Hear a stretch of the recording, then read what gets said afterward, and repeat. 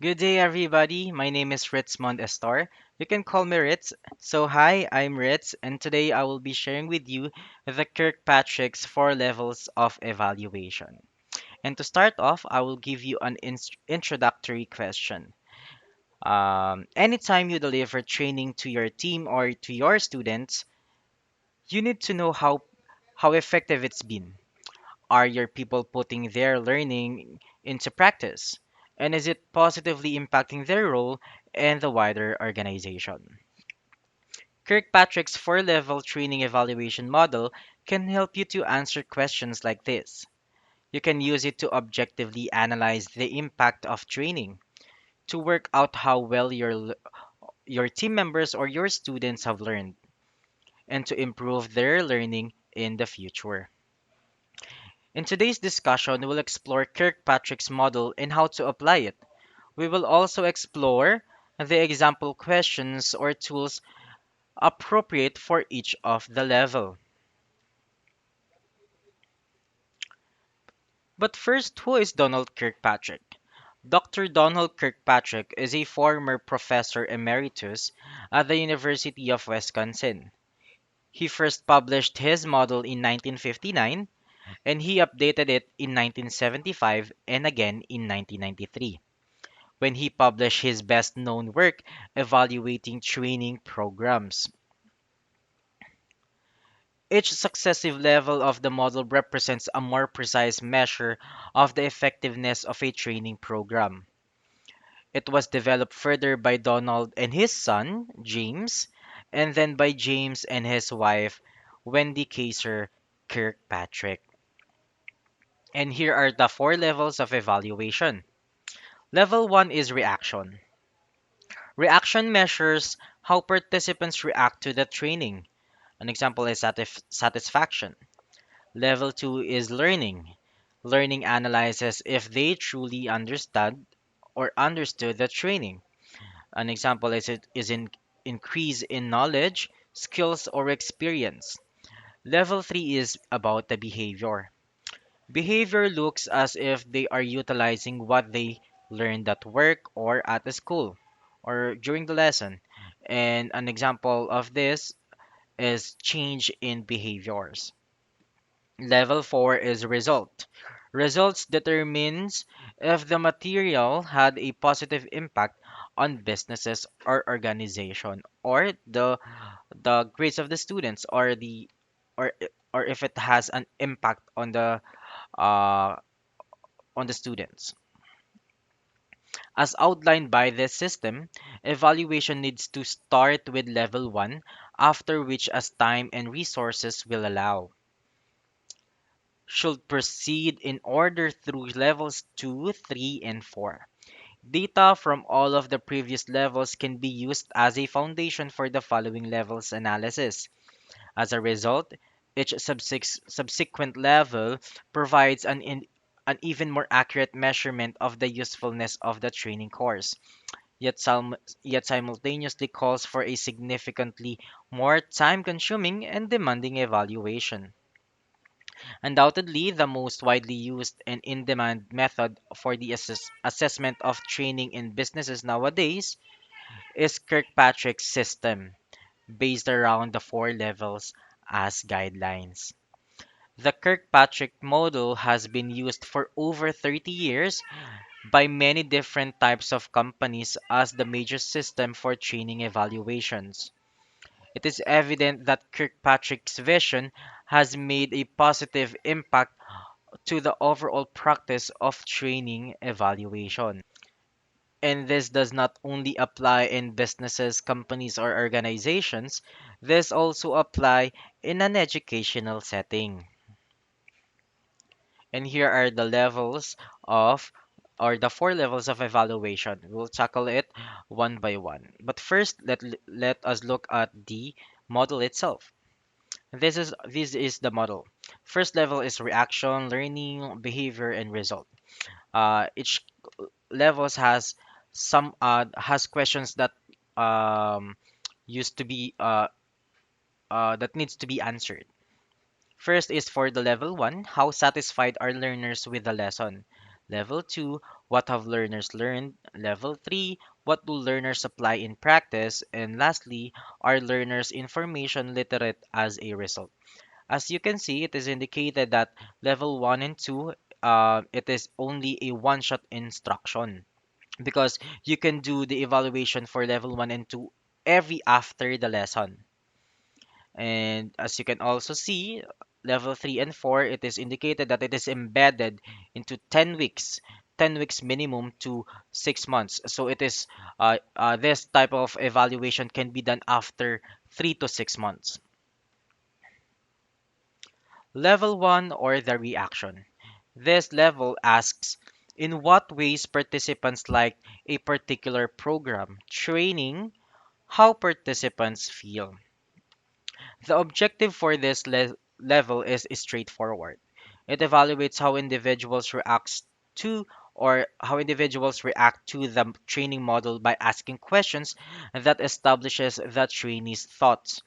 Questions will figure out if the participant enjoyed their experience and if they found the material in the program useful for their work. This particular form of evaluation is typically referred to as a smile sheet because we all know that smiling is a type of reaction. As outlined by Kirkpatrick, each program needs to be assessed at this level to help improve the model for future use.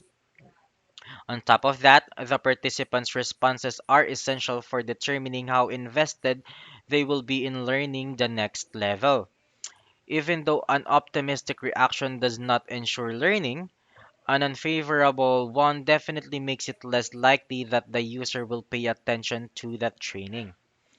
You want people to feel the training is valuable, right? Measuring how engaged they were, how actively they contributed, and how they reacted to the training helps you to understand how well they received it. It also enables you to make improvements to future programs by identifying important topics that might have been missing. And here are the example of resources and techniques for level 1. First is online assessment that can be graded by delegates or the evaluators. Next is interviews. Also, it can be done immediately after the training ends, or it must. Are the participants or the students happy with the instructors? Did the training met the participants' needs? Lastly, are the attendees happy with the educational tools employed, like the PowerPoint handouts and also the visual presentations? Here are the example questions that can be asked when evaluating. Did you feel that the training was worth your time? Did you think that it was successful? What were the biggest strengths and weaknesses of the training? Do you like the venue and presentation style?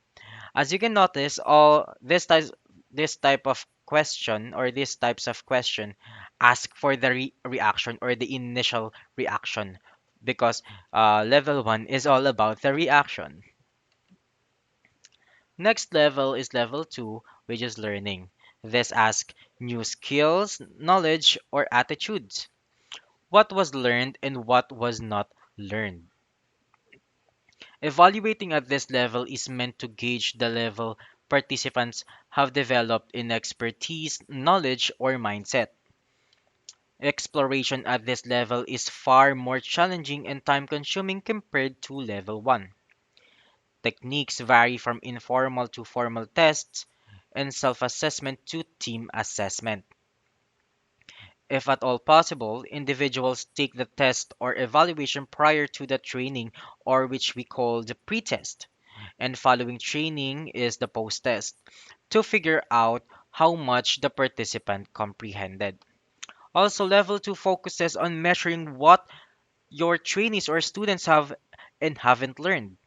In the new world version of the tool, level 2 also measures what they think they'll be able to do differently as a result,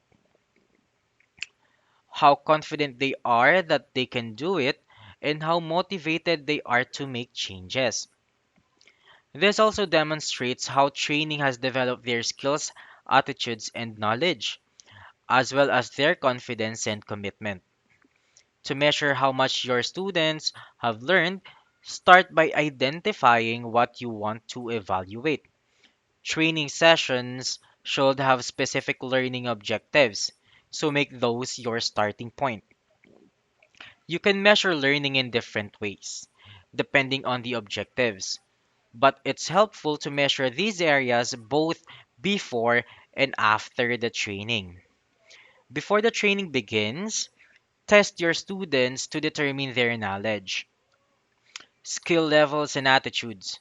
Then, when the training is finished, test your students a second time to measure what they have learned or measure their learning with their interviews or verbal assessments. Here are the example tools and procedures for level 2.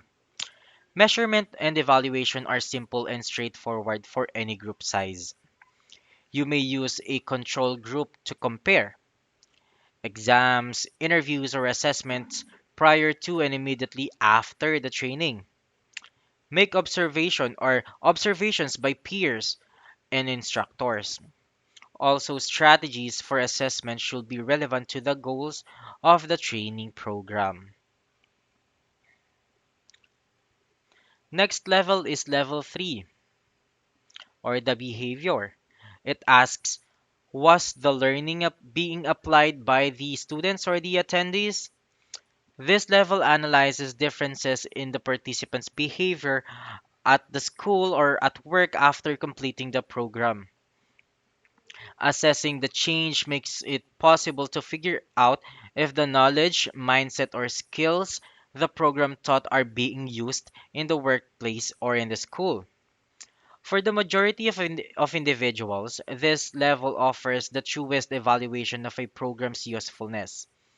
Having said that, testing at this level is challenging since it is generally impossible to anticipate when a person will start to properly utilize what they have learned from the program, making it more difficult to determine when, how often, and exactly how to evaluate a participant post assessment.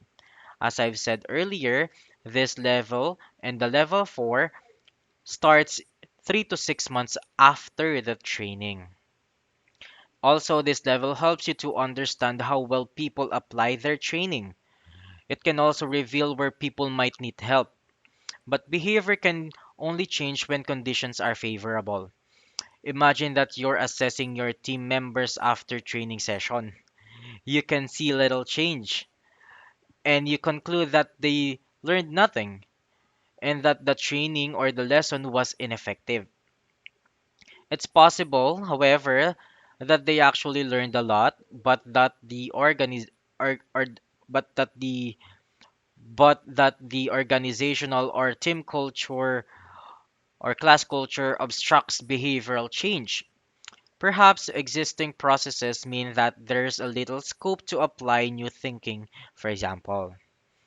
As a result, your people don't feel confident in applying new knowledge or see few opportunities to do so, or they may not have had enough time to put it into practice. Next are the example questions that can be asked during the evaluation process. Effectively measuring behavior is a longer term process that should take place over weeks or months following the initial training or initial lesson. And the questions to ask includes, did the trainees or the students put any of their learning to use? Are trainees able to or students able to teach their new knowledge, skills, or attitudes to other people? Are trainees or students aware that they have changed their behavior? One of the best ways to measure behavior is to conduct observation and interviews. Another is to integrate the use of new skills into the tasks that you set your team so that people have the chance to demonstrate what they know. And the last level is the result. and it asks, what are the final results of the training or the lesson? Commonly regarded as the primary goal of the program.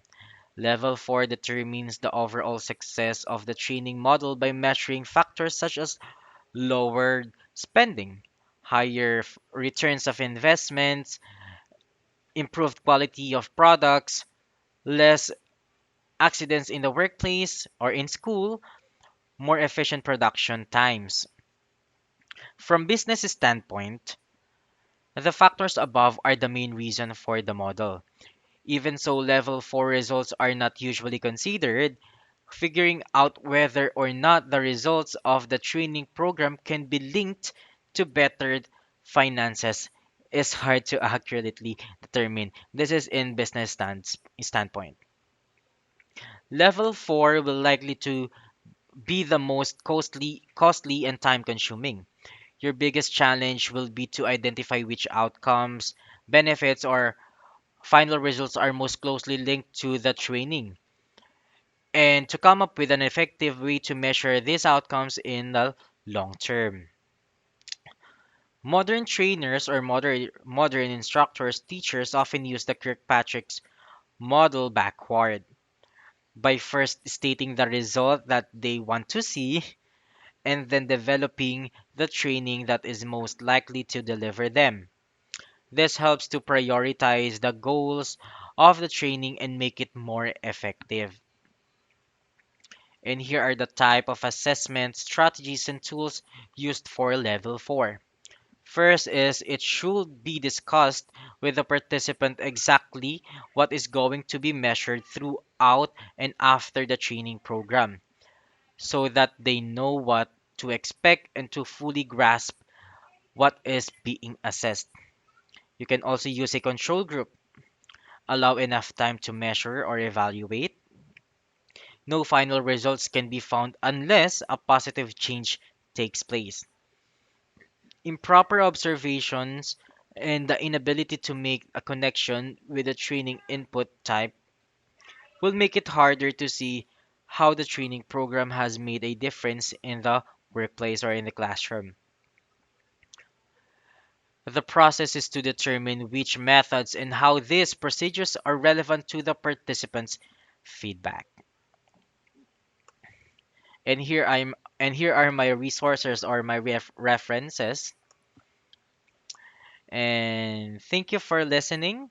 And if you have questions or and please don't ask me if you have any questions. Just kidding. And thank you. And I will now give the floor to the next reporter. Thank you.